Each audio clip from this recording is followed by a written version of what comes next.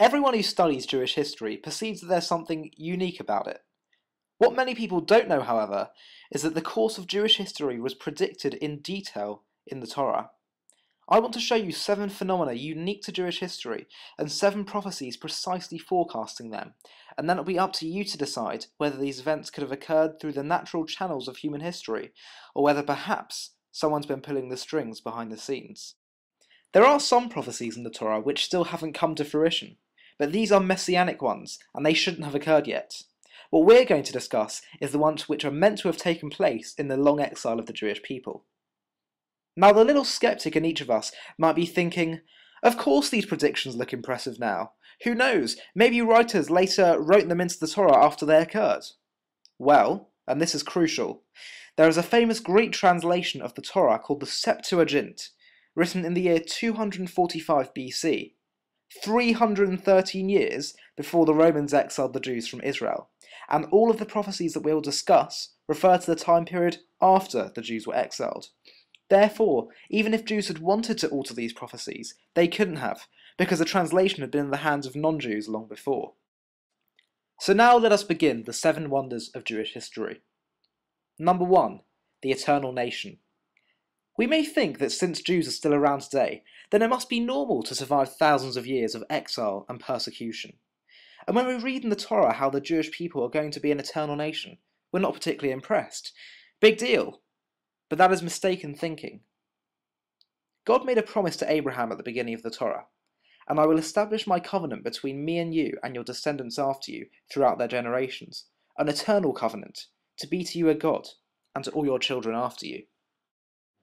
British writer Mark Twain famously wrote, "The Egyptian, the Babylonian, and the Persian rose, filled the planet with sound and splendour, then faded to dream stuff and passed away. The Greek and the Roman followed and made a vast noise, and they are gone. Other peoples have sprung up and held their torch high for a time, but it burned out, and they sit in twilight now, or have vanished. The Jew saw them all, beat them all, and is now what he always was, exhibiting no decadence, no slowing of his energies, no dulling of his alert and aggressive mind. All things are mortal but the Jew, he said. All other forces pass, but he remains.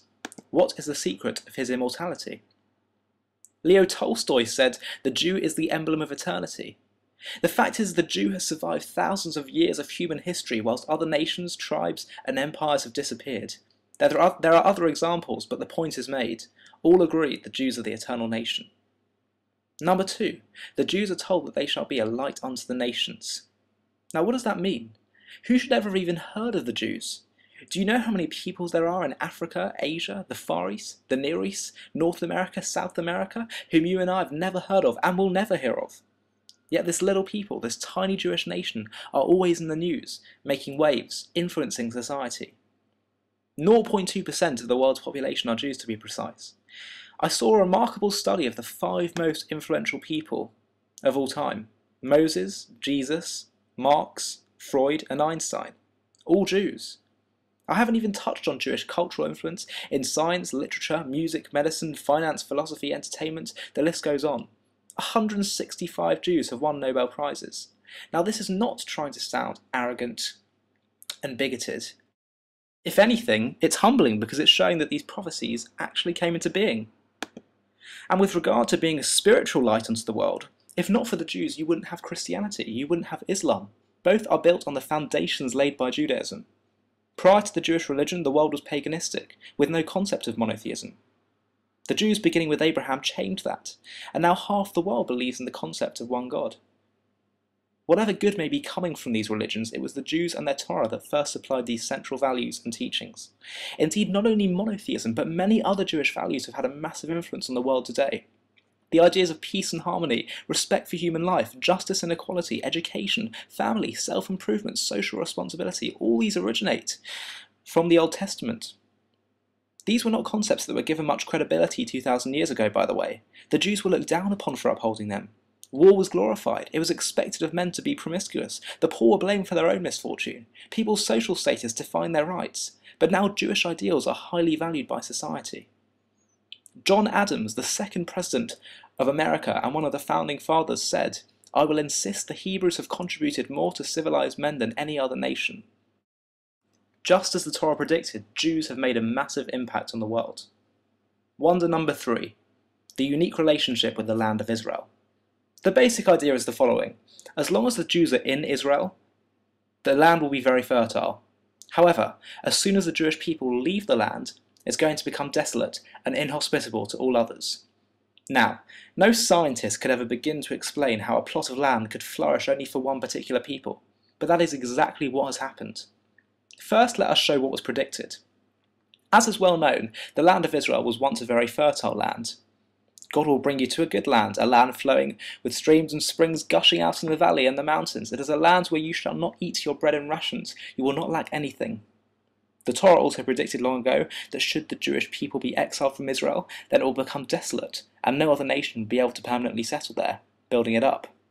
I will devastate the land, and your enemies who dwell in it will be desolate. You or I will scatter among the nations at the point of my drawn sword, and your land will become completely desolate, and your cities will be in ruins.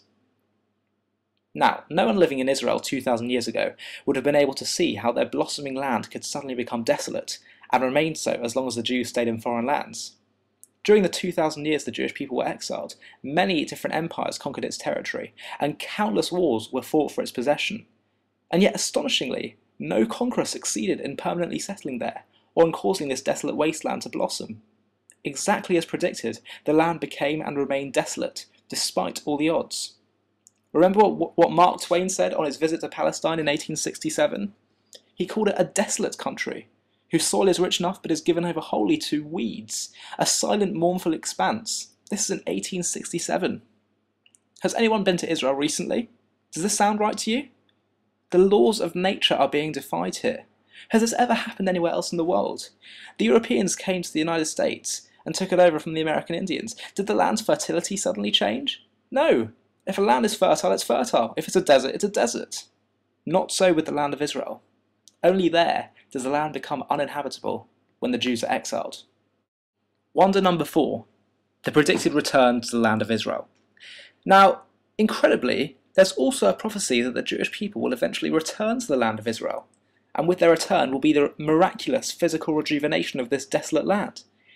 So this is following the same principle about the Jewish relationship with the land of Israel. It says, "And Hashem your God will return your captured ones, and he will have compassion upon you, and he will gather you in from all the nations that God scattered you there."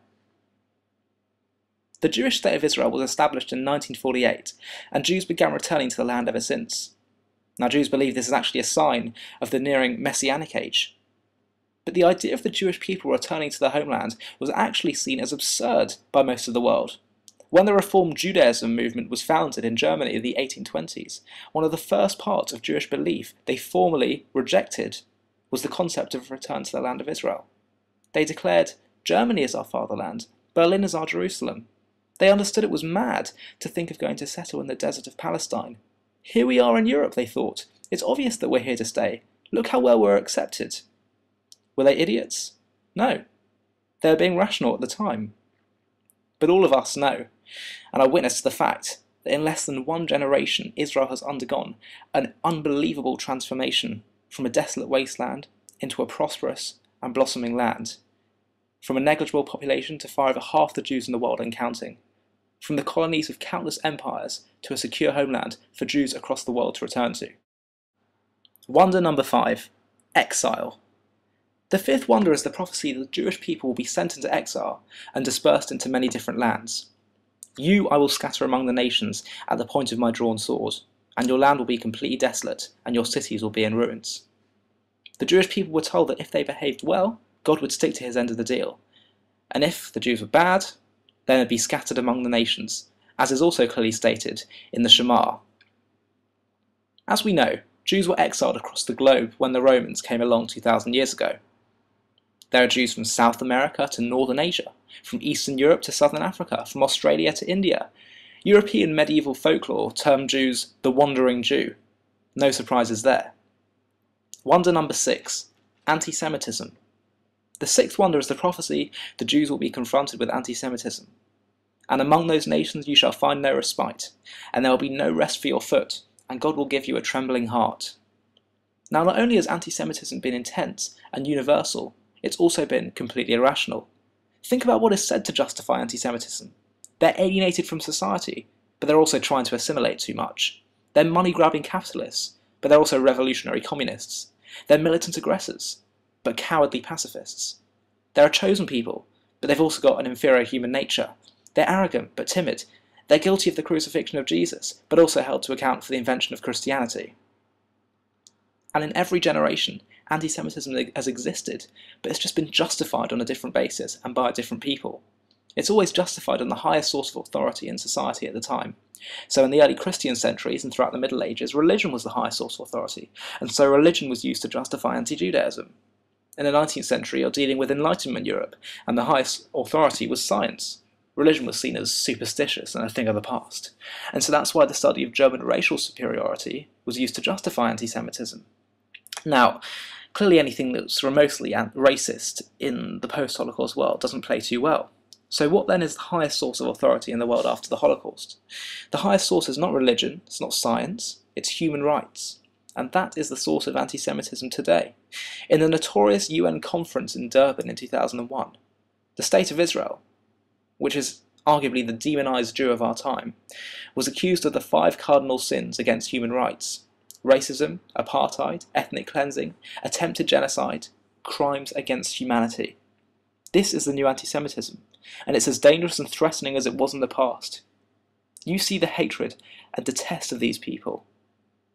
And the Torah predicted 3,000 years ago that the Jews would be experiencing this from day one of exile.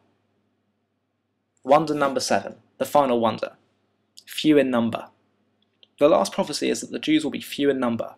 God will scatter you among the nations, and you will remain few in number, among the nations where God will lead you there. Likewise, and you shall remain few in number. There are only 40 million Jews in the world, 7 million in America, 5 million in Asia, 2 million in Europe, and 100,000 in Africa. About 2,000 years ago, the Jews were about the same population as the Chinese. Yet they now number 1.3 billion, plus or minus 12 million. 12 million? That's how many Jews there are in the world today. The Jews are a statistical error when counting the people of China. So we've now very, very quickly, and to an extent artificially, gone through the 7 wonders of Jewish history, and just to emphasize, the verses quoted were only examples of the many verses which I could have quoted. Now a skeptic at this point is going to say, it's an impressive set of predictions, but nevertheless they were just flukes or lucky guesses. Maybe they just prophesied these things based on some common sense assumptions and certain laws of history they'd observed among other nations. However, first of all, there had been no nation with a similar history to base these predictions on. Jewish history is unique. There is no precedent for it.